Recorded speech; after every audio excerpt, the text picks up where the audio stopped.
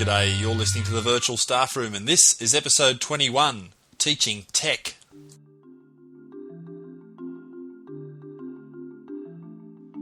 If you're a teacher who already uses technology in what you do in the classroom, then I probably don't need to explain to you why it's a good thing.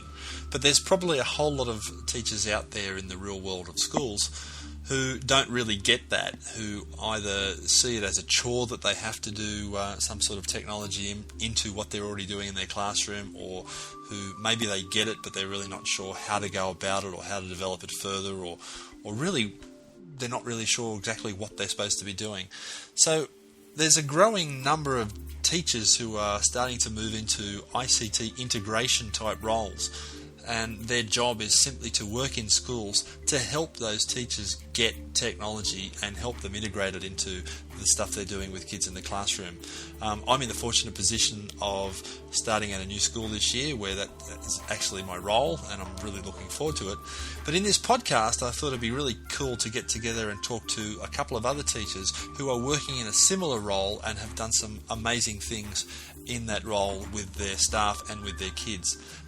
And so in this episode, I'm joined by Kim Cofino from Bangkok and Susan Sedro from Singapore, both teaching in international schools in those two cities, and both charged with the job of helping their teachers integrate technology into regular classroom practice. And these guys, if you're a regular blogger, you probably can't help but know these two names. If you're not, then these are two people who I thoroughly recommend you get to know a little bit and find out what they do, because they're really good at what they do and they've got some great stories to tell. So I take great pleasure in sharing this interview with you with Kim and Susan about all the wonderful things they're doing with their teachers and their kids in the role of ICT integration in schools.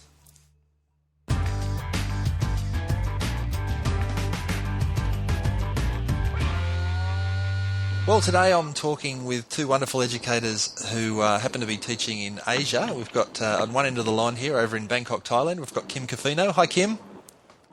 Hi, Chris. And on the other end of the line, we've got Susan Sedro from Singapore. Hi, Susan. Hello. And I've invited you to get together for a chat tonight for talking about this idea of ICT integration, because that's what we all do, at least us three, is to try and go into schools and bring other teachers up to speed. That's pretty much what we do, isn't it? Yeah, in a nutshell. Sounds about right to me. Yeah. So I might just start, Kim, if you can just give us a little heads up on who you are and what you do, and just give us a bit of a picture on what you're all about. Sure. I'm teaching at the International School Bangkok, and my official position title is a 21st Century Literacy Specialist. That's a great And my title. role is to... I know, I love it. I say it all the time because it's so cool. My role is to kind of bridge the gap between technology and the library. And so I do a lot of the kind of traditional technology facilitator stuff, but I'm kind of based out of the library, so I have that literacy kind of background and standing with our elementary staff. And basically I co-plan and co-teach projects with our core subject teachers that authentically embed technology. Excellent. Yeah, that's the key word, isn't it? Authentically. It's such a perfect model. I know Doug Johnson's been blogging just about that type of model, about how tech integration, literacy integration, all those things fit together. I think you folks have done it right. Yeah, it sounds it's like so natural. Kim, is that K to 12, K to 6? What's the year group on that? The school is K to 12, but I work with K to 5. Okay, and has that always been your background in the littler kids?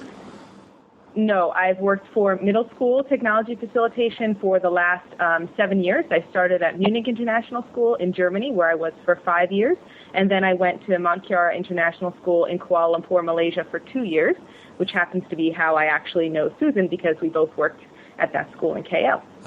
Okay. Susan, what about you? Who are you? What do you do? And tell us about you. Well, I'm I'm at the Singapore American School, and I'm the intermediate school's tech coordinator. We're a large school, so there are 4 tech coordinators, one for each division. My division itself is grades 3 through 5, which is approximately ages 8 through 11.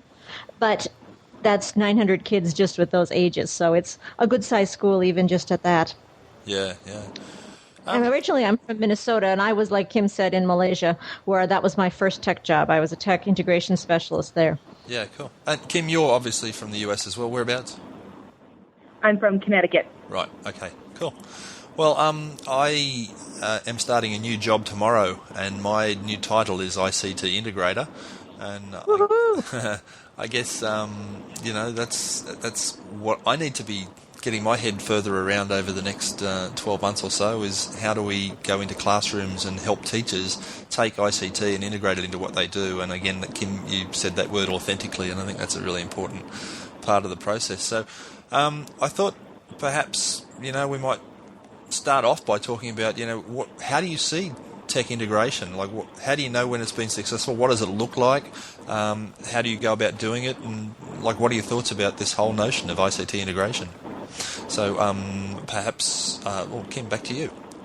Yes. Okay. I think I know when it's happening properly, when I see the kids are really engaged, the teacher is really engaged, and they're all working together towards a common goal that uses technology as a tool, just like anything else in their classroom, like a pencil or a piece of paper. And I think, I forget. Ask me some of those questions again. Sorry. What does it look like when it's working well? And I guess you've kind of answered that, would seamless be a word you'd be looking for? Absolutely. Seamless. Definitely. And just when I think that kids feel independent, they can kind of proceed at their own pace. Everybody knows what they're doing. The classroom is active, but they are kind of on the same path going towards this end goal that's been clearly defined for them, so that they can kind of build their own understanding and create something new in that seamlessly integrated way that you're talking about. Absolutely. Yeah. Do you find, I don't know about you, but I'm finding with a lot of teachers that I've worked with in the past, I don't know what this new school will be like, you don't have to be terribly tech savvy before suddenly they think you're the super geek. Absolutely. Are you finding that? You're finding that the average skill level of teachers when it comes to technology is relatively basic? And I don't want to sort of diss on people here, but do you know what I'm trying to say there? Well, I think there's been a big shift, don't you? Technology used to mean Word and PowerPoint or email. Yeah. And I think the three of us have seen a shift, and we're not saying that when we're talking tech integration. What would you say, Kim? I agree. I think that's a big difference for teachers, is also not just knowing the tools, but using them in their personal or professional lives. Yeah. Is a big difference between being able to talk about blogging and doing it with your class and being a blogger. I'm sure you guys have both seen that post by Jeff Utek the other day, the one about the questions to be asked at an interview. Have you both seen that post? I thought that was a pretty powerful list of statements, and I'll put a link to that in the show notes. But, Jeff came up with that list of questions that he'd like to see asked at interviews for new positions. And there was a whole lot of really interesting questions there about where teachers see themselves in terms of their own professional development with technology and how they're integrating it with kids. Do you guys have any thoughts on that post and what you've taken away from that? I think it's becoming tougher and tougher to find teachers that are interested in engaging with these tools on that kind of professional level, that building your professional knowledge base and building that network, just because I think teachers aren't really sure where things are going. I've had a couple of teachers ask me, well, where is technology going? What is this future going to look like? Why are we doing this? And I know people that have been teaching for quite a while kind of see this as another new fad that's coming through, and eventually it's going to pass us by, so why should I bother spending my time worrying about it now? Yeah, are you still finding Not that I agree with that, obviously. Pardon? Are you still finding that people are taking that attitude? I think definitely. Yeah. I think it's hard for those of us who are in Twitter and doing things like that. We're actually such a small network. Yeah. It seems huge and people tiny. are joining it all the time, but I walk out of my office and most people have no clue what it is. Yeah. And I have to keep reminding myself of that. We're not normal, unfortunately. Yeah, that's really So true, Susan.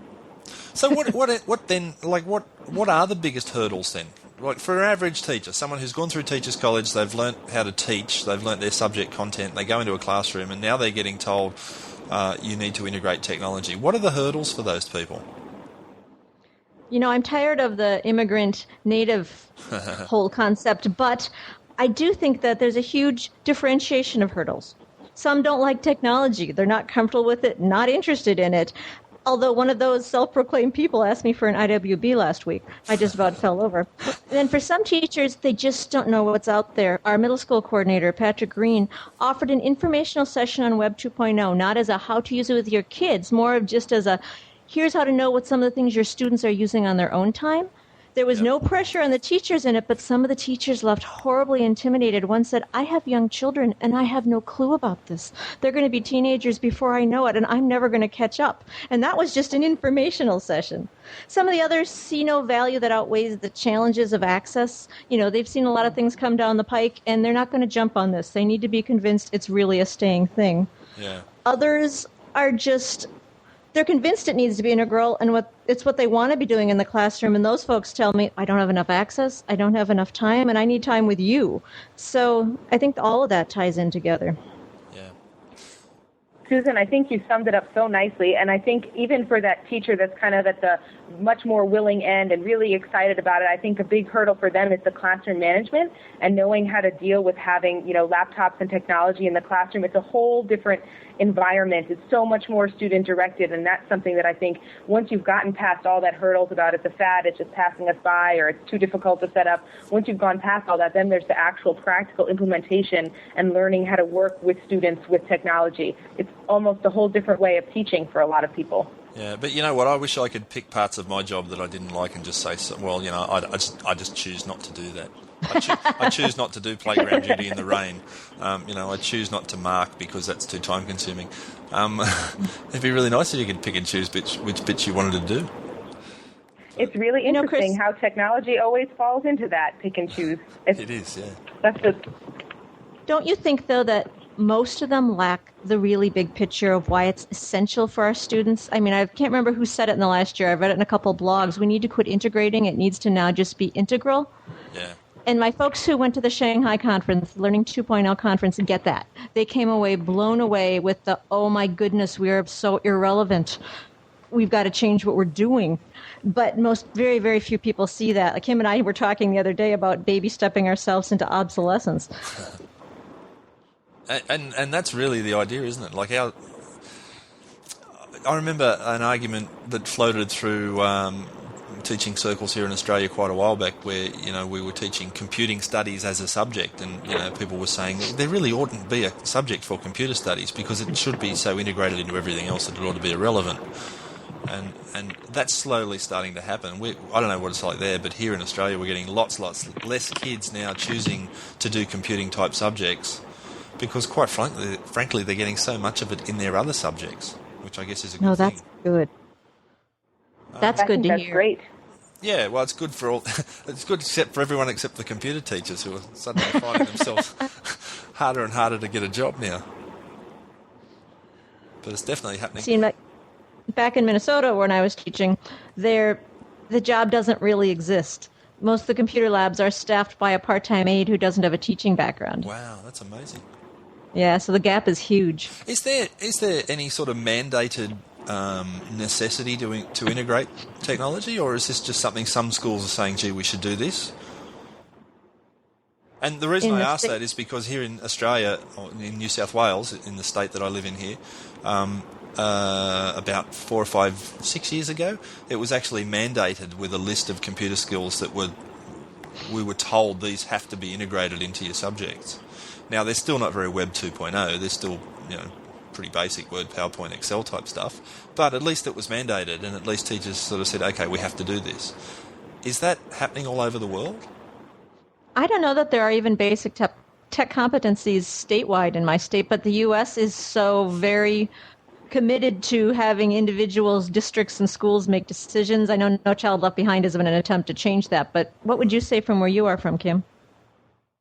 Oh my gosh, I've never actually taught in the U.S., so I don't really know.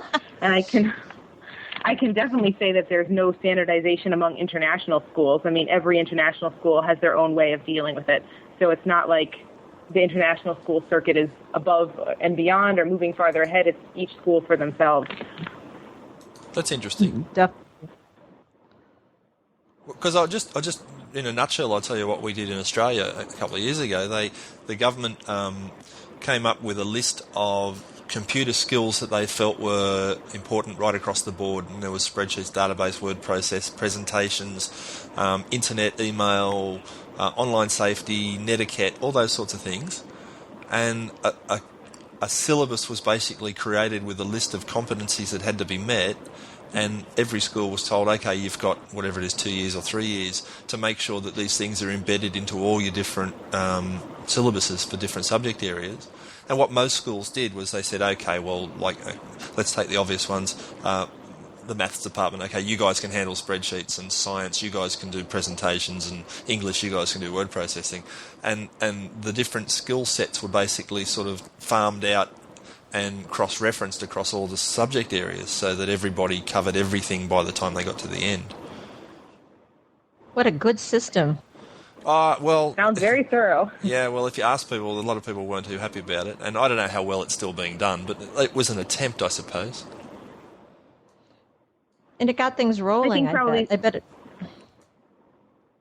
Yeah, sorry, Susan. Go ahead, Susan, sorry. Oh, no, that's all. I think it got things rolling, at least. It got a discussion started. It didn't let it just be handed off to a librarian, and that was their sole domain kind of thing. Yeah. Well, it's interesting. And I think some international... Sorry. Sorry, no, go, Kim. I was just going to say, I think some international schools might take that same approach. Take the ISTE standards or whatever standards they want to adopt and then farm them out to the different subject areas. But it would just be on a school-by-school basis, not a governmental countrywide ruling. Yeah. I got to tell you, this new school that I start at tomorrow, I was stunned when I went for the first meeting there with the guy that I'm replacing, because he showed me a few things that they're doing there.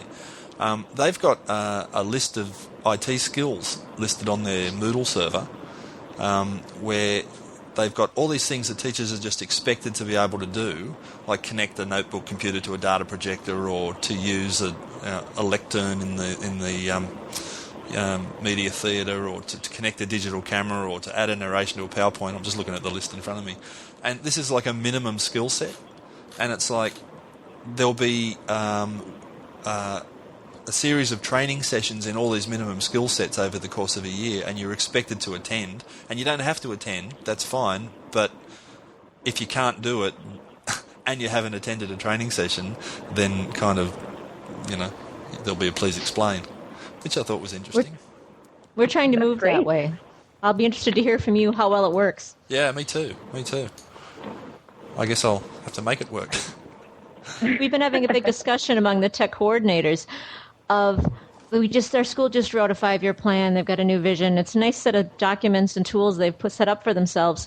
And technology was in it. And at that time, the basic teacher competencies list got pulled out and kicked around again. And it was very interesting because the leadership team very much wanted to keep it. And the tech coordinators, we were very much fighting against it, saying it's supposed to be a minimum, but it's become a maximum. Right. And the coordinator, the curriculum director, the PD person was saying, well, we can put some money towards it. And we said, we don't want to put a lot of money towards that. We want to put it higher. We were willing to fill in with the folks who don't have the basics, but if we don't shoot higher, I don't think we'll ever get there. Yeah, exactly. So what strategies have you found actually work well? Like, what do you do in your schools? Do you run daytime classes for teachers? Do you do it as an ad hoc thing where people just, learn just in time what they need? Or how have you structured the training that you offer to your teachers that you're working with? I'm struggling with that, so I'm going to let Kim start this one because she does it so well. Okay.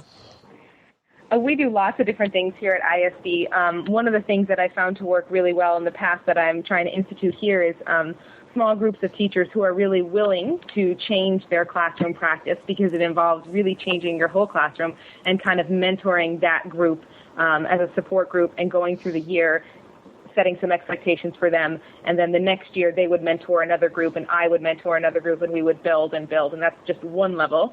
Another level is we offer weekly professional development sessions, walk-in, for all teachers of all grade levels, and we do them twice a week.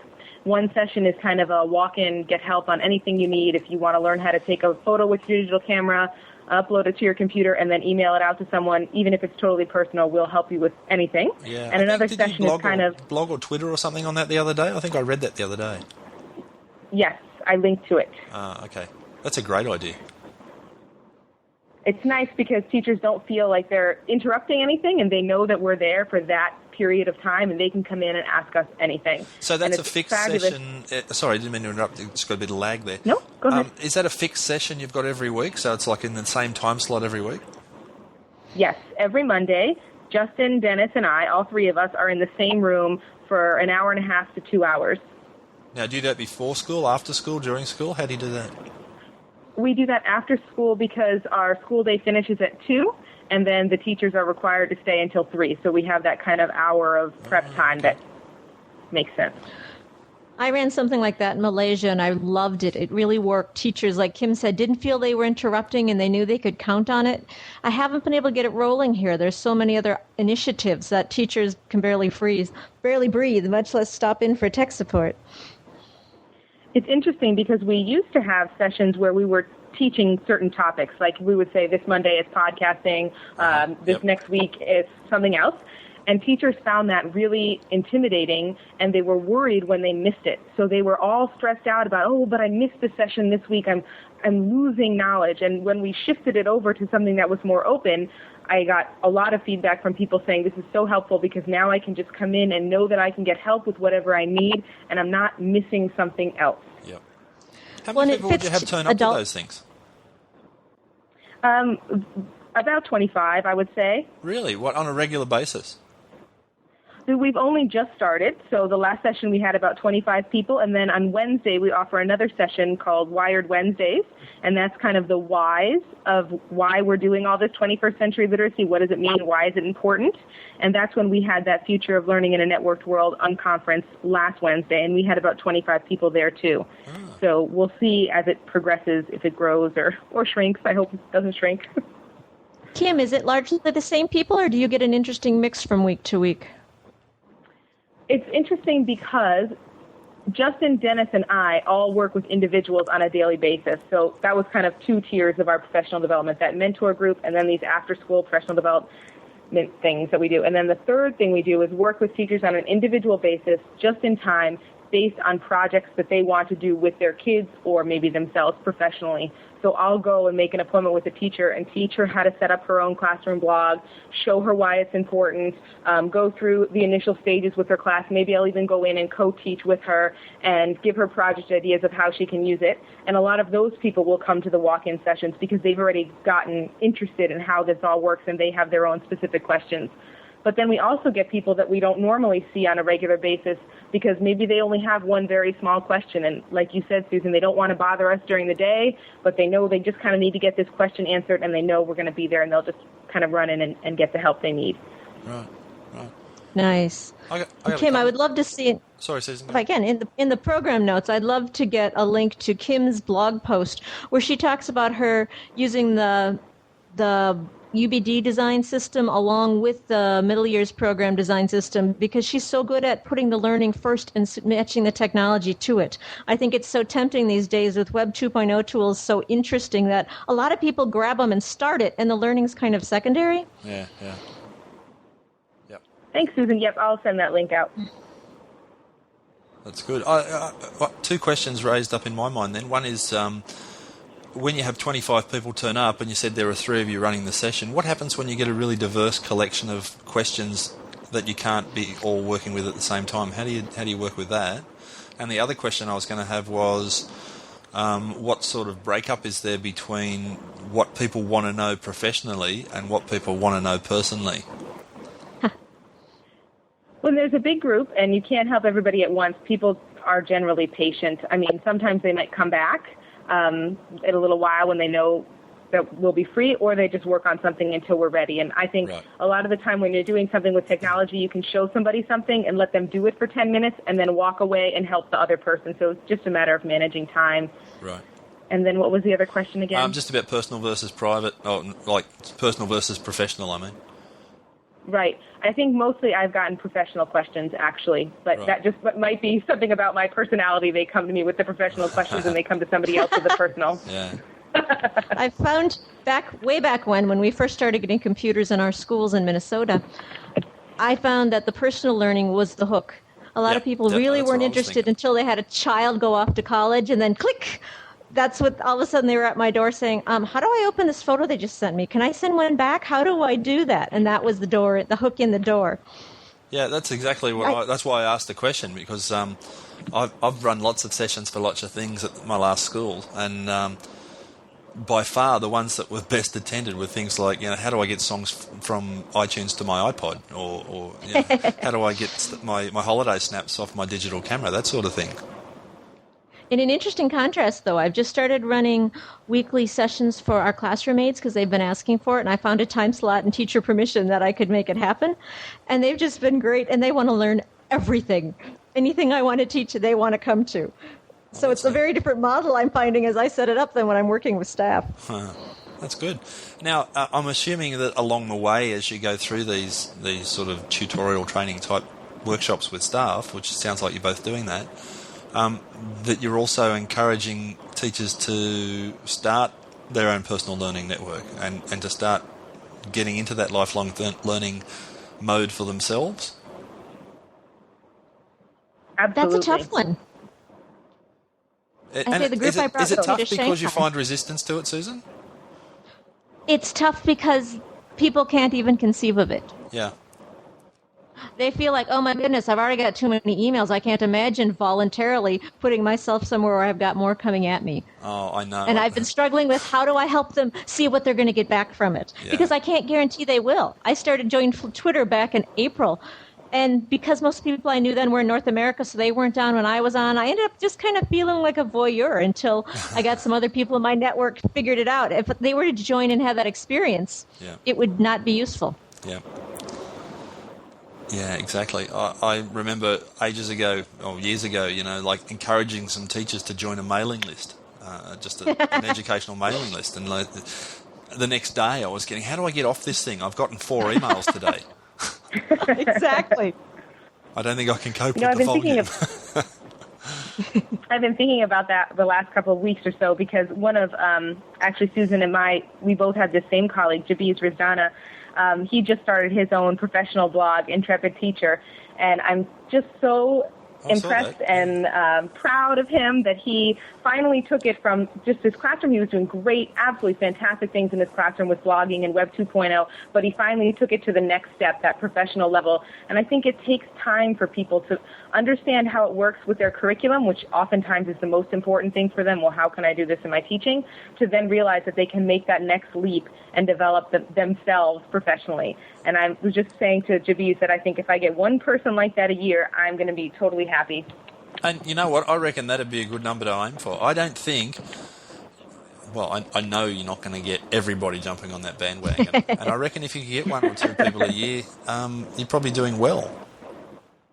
Because it does take a lot of time. I'm not going to lie when I can sit for 3 hours and write a blog post. Yep. Other people can write it in 15 minutes, but it takes me that much time. Yep. So not everybody wants to do that.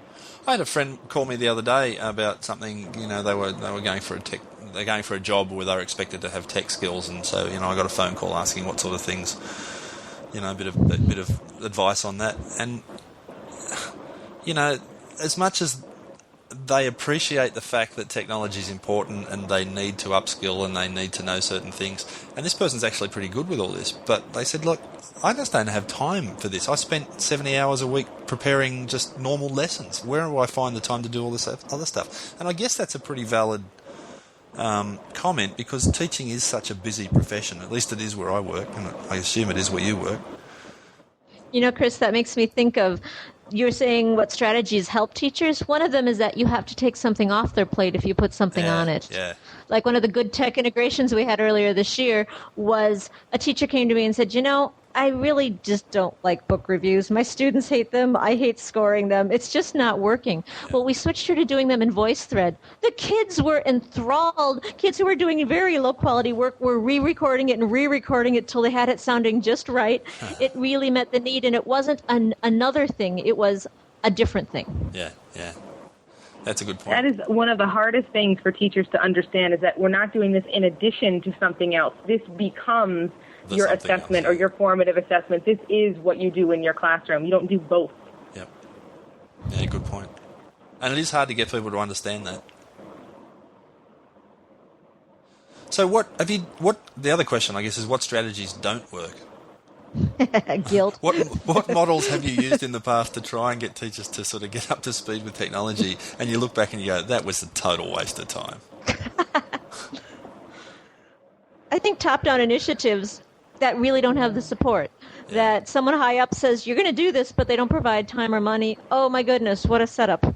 Yeah. Yeah, I agree, Susan. That's a tough one. If top-down doesn't work and you can't always get bottom-up to take hold, does it then? How do you avoid the hit-and-miss nature of that then? I think the issue with top-down is if you don't build the infrastructure to do it properly. I think it can work as long as you give them the support and the time and the training and the co-teaching and all that kind of stuff that they need. But if you just tell them you have to do it and then provide no support, well, that's just going to be another initiative that goes down the drain. Yeah. It does worse than go down the drain because it changes people's perceptions. Now they've done that. Yeah, and I did that. It didn't work, so... Exactly. Yeah, that's the problem. But you said something before about how this is more than just the technology. This is actually a pedagogical change in approach to how education ought to work. And it happens to, I think, be fueled by technology in a lot of cases. And technology happens to be a really good enabler of what, let's just call it a 21st century learning style.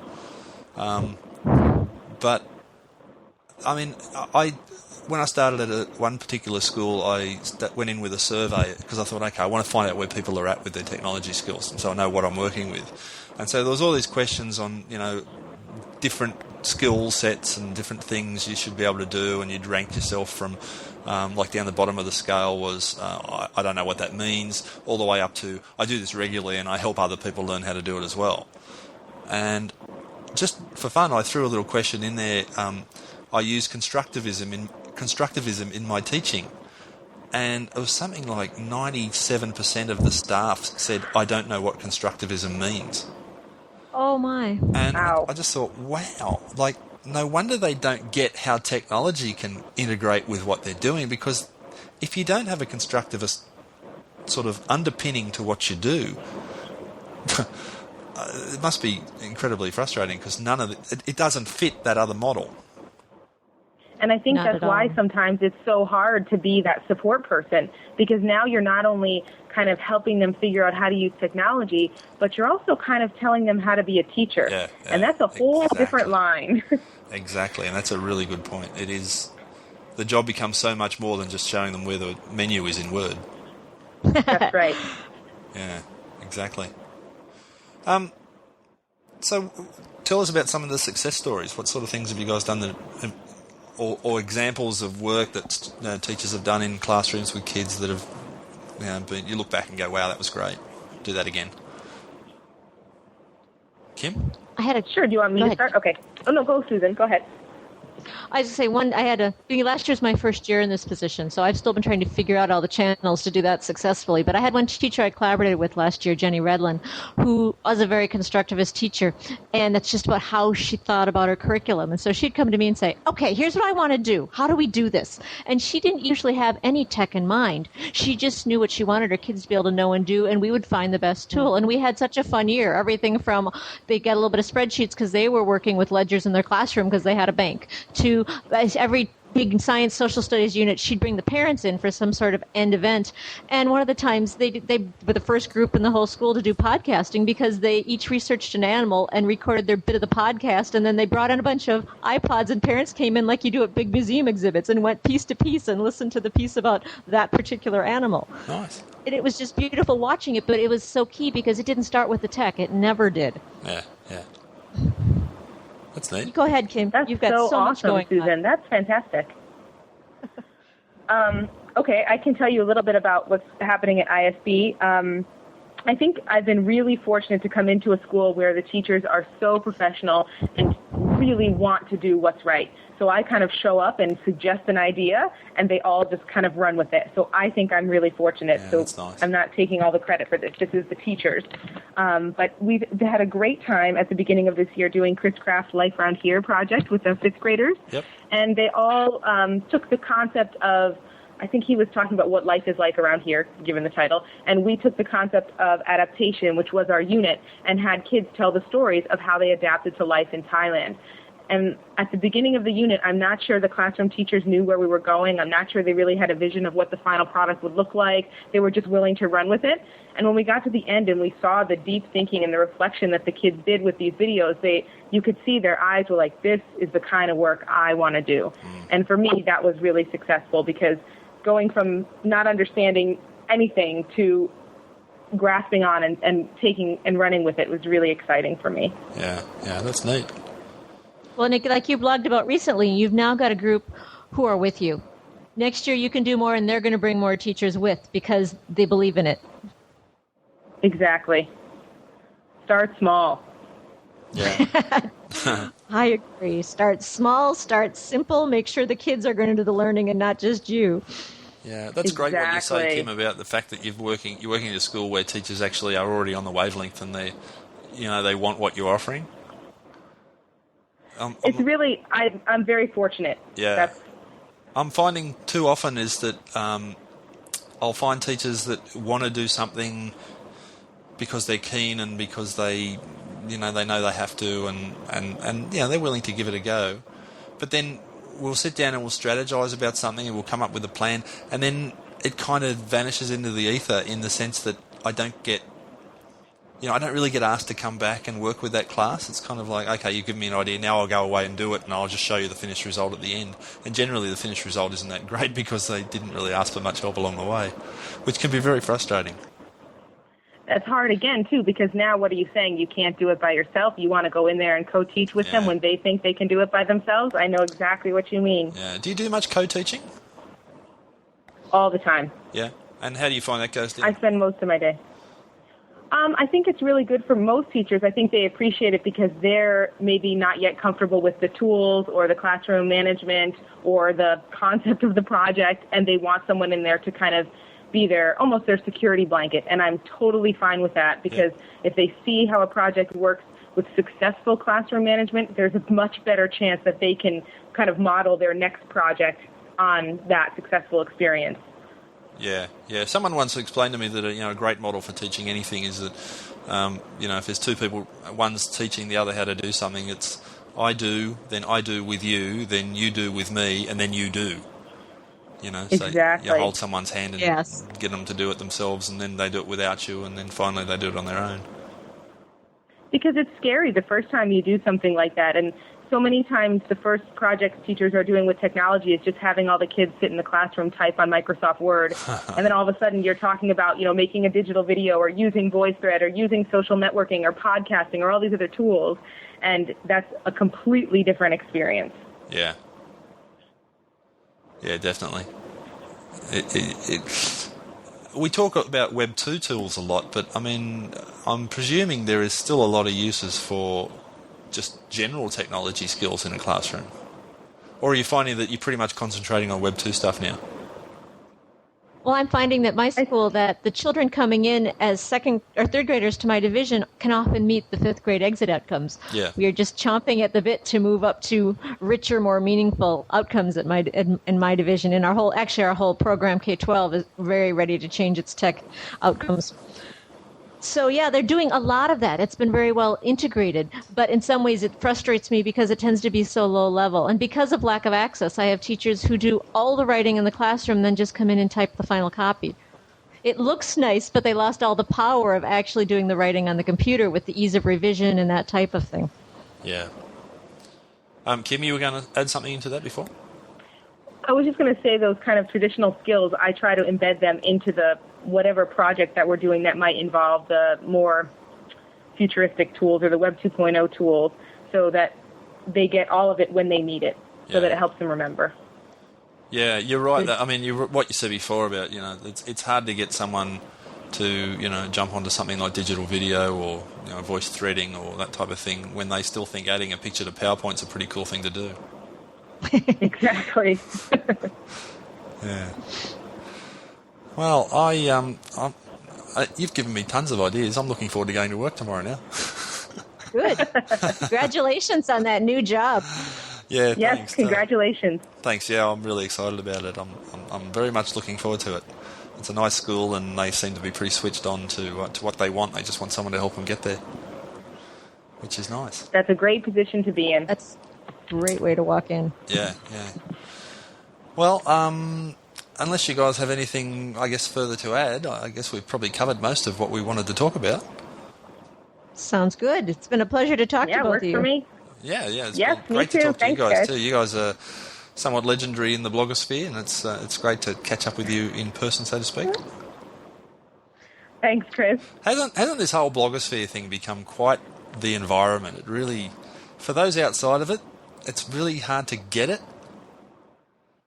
And I think you said, I think you're right. I mean, you said before that, when you're in it, it seems so obvious and such an obvious way to sort of do things, and when you're outside of it, you can't get it. My son got one of those books for Christmas with the the magic eye things, the sort of pictures that you have to stare at them for a couple of minutes before you see the 3D image pop up. And it's a little bit like that. Once you can do that 3D magic eye stuff, then you can always do it. You can't imagine not being able to do it.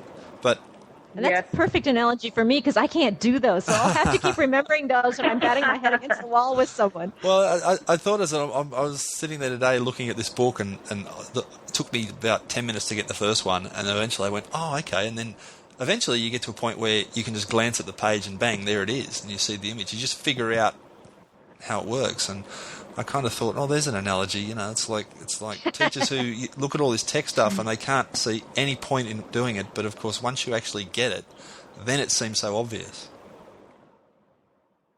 And that's part of having to do it for yourself professionally, right? Like until you do it for yourself, it's not so meaningful. Yeah, absolutely. I don't know about you folks, each when you started blogging, but for me, back when I started blogging for the reflection and because I needed to learn how to do it so I could do it with kids. And I was astonished to find a community within it. Yeah. Whereas nowadays, I think when people come to it, the community is there. And it's a slightly different view. So I hope it's a more welcoming environment. I didn't feel unwelcome, but I hope more quickly as people do it now, they see it. They get the picture. Yeah. They learn how to squint their eyes. That's right, and stare through the page. All right. Well, look, I really appreciate you guys taking the time out to have a chat tonight. It's been wonderful. So, Kim, thanks very much for joining us. Thanks, Chris. And Susan, thank you very much for joining us. It's been a pleasure. And good luck in your endeavours at your schools, and I'll look forward to hearing more of what you do, and I'm sure I'll read about it on your blogs. Thank you. Catch you later. Good night. Bye. Bye.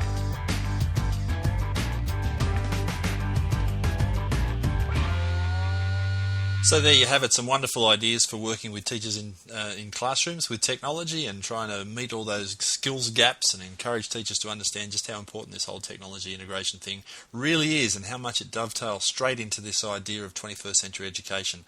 Thanks again to Kim and Susan for joining us tonight. It was a fun chat. I enjoyed that, and I have to get this podcast out as soon as possible because it's a great one to share.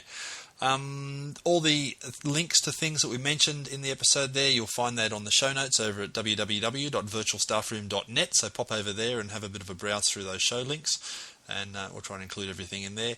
Don't forget too, if you're feeling generous, there is a donate button on the website there. I'm starting to get the bills now for bandwidth and what have you, so if you feel like dropping a few dollars in there with a PayPal account or something, it's always much appreciated. Of course, it's not required, but hey, the button's there if you're feeling generous. That's about all we've got for this episode. Got a couple more on the way, some really interesting ones as well. So look forward to those in your feed reader at some point. The show's available through iTunes, of course. You subscribe to the show there in iTunes and have it delivered hot, tasty and fresh to your iTunes account as each new episode is being released. So there you have it. Thanks again for joining us. www.virtualstaffroom.net. My name's been Chris Betcher, and you've been listening to the Virtual Staff Room.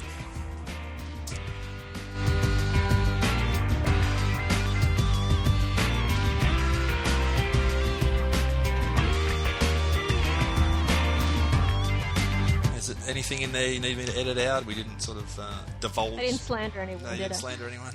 It's all good. I always like to just Always check gotta with watch it. out for that.